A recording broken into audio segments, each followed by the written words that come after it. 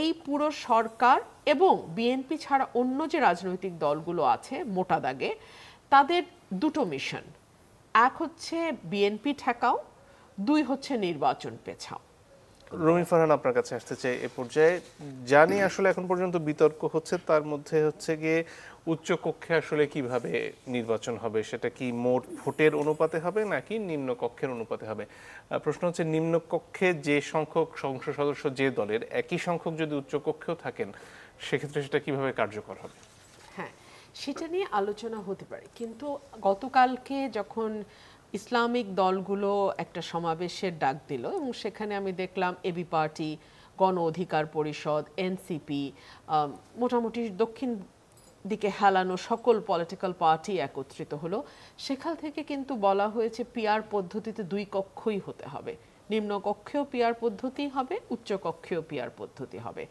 দেখুন, বাংলাদেশে proportional representation পুরো কনসেপ্টটাই ভেরি মাচ নিউ, এবং আমাদের দেশে বর্তমানে রাজনীতির যে পরিস্থিতি তাতে এই কথাগুলো যখন আপনি শুনবেন, একজন রাজনীতিবিদ বা রাজনীতি কর্মী হবার কোনো প্রয়োজন নেই, আপনার কাছে খুব স্পষ্ট হয়ে যাবে যে এই পুরো সরকার এবং বিএনপি ছাড়া অন্য যে রাজনৈতিক দলগুলো আছে মোটা দাগে তাদের দুটো মিশন, এক হচ্ছে বিএনপি ঠেকাও, দুই হচ্ছে নির্বাচন পেছাও।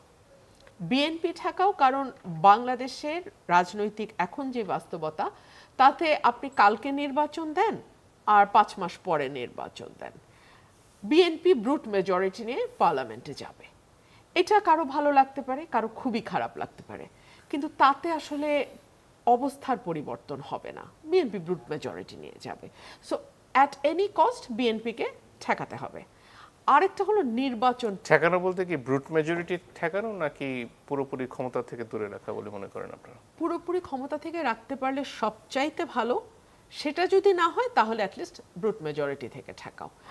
আর দুই যেটা নির্বাচন পেছানো, এখন দেখুন যেই দলটি আজকে নির্বাচন হলে কালকে পাওয়ারে যাবে, কিংবা ধরেন যেই দলটির অতীতে রাষ্ট্র পরিচালনার অভিজ্ঞতা আছে সেই দলটির সঙ্গে যেই দলটি আজকে কালকে ভোট হলে একটা বা দুটা আসন নিজের মার্কায় পাবে অ্যাট বেস্ট, কিন্তু হয়তো তার পপুলার ভোট খুব খারাপ না, পপুলার ভোটে মানে যদি প্রপোর্শনাল রিপ্রেজেন্টেশন হয় তাহলে হয়তো সে 20টা 25টা 30টা আসন পেতে পারে।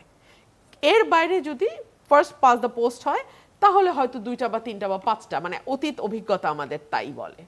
আর যদি খুবই মানে 15 বছরে অনেক পরিবর্তন হয়ে যদি বিরাট কোনো বৈপ্লবিক পরিবর্তন মানুষের মধ্যে আসে তাহলে হয়তো তারা 10টা আসন পেতে পারে। সো তাদের ইচ্ছা আর যে দলটি ব্রুট মেজরিটিতে যাবে তাদের পলিটিক্যাল গোল তো এক হতে পারে না। আবার ধরুন যে দলটি মাত্র 2 মাস আগে যাত্রা শুরু করেছে তার সামনের সময়টা খুবই অনিশ্চিত, সে এখনো নিবন্ধন পায় নাই, তার মার্কা নিয়ে একটা বিতর্ক তৈরি হয়েছে, তার সঙ্গে তো আপনি লার্জেস্ট পলিটিক্যাল পার্টির পলিটিক্যাল গোল, মিশন, ভিশন কোনোটাই এক হবে না, হতে পারে না। সো প্রতিটি পলিটিক্যাল পার্টি তার যার যার নিজস্ব ইন্টারেস্ট থেকে কথা বলছে। সো এই কথা থেকে ঐক্যমতে আসা আপনি কি সত্যি মনে করেন সম্ভব? আমি তো আজকে দেখছিলাম আলী রিয়াজ সাহেব, এই কারণে প্রশ্নটা করি কারণ 31 দফায় তো বিএনপি বারবারই ক্ষমতার ভারসাম্যের কথা বলেছে এবং উচ্চ কক্ষের কথা বলেছে, তো সেটা যদি নিম্ন কক্ষেরই একটা প্রতিচ্ছবি হয় তাহলে সেটা আসলে কার্যকর কিভাবে হবে? সেটা নিয়ে আলোচনা হতে পারে যদি আপনি নিম্ন কক্ষের দাবিটা ছেড়ে দেন, আলোচনা হতে পারে।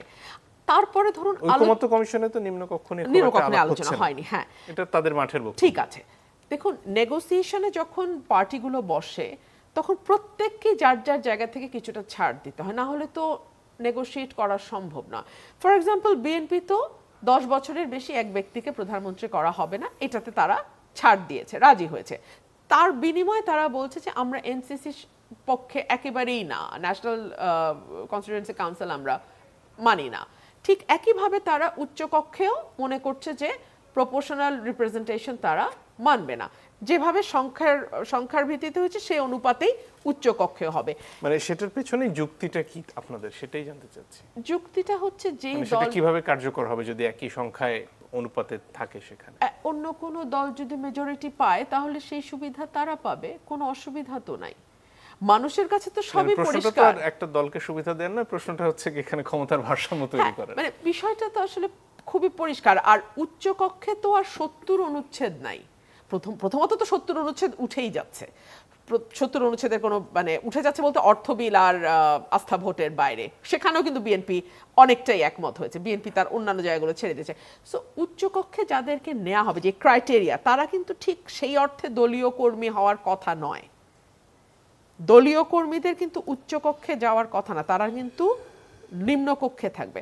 সো উচ্চকক্ষে দলের ভিশনটাই মেজরিটি ধরে নিবে এরকম তো নাও হতে পারে, কারণ আমরা তো আসলে প্রক্রিয়াটার মধ্যে দিয়ে যাই নাই।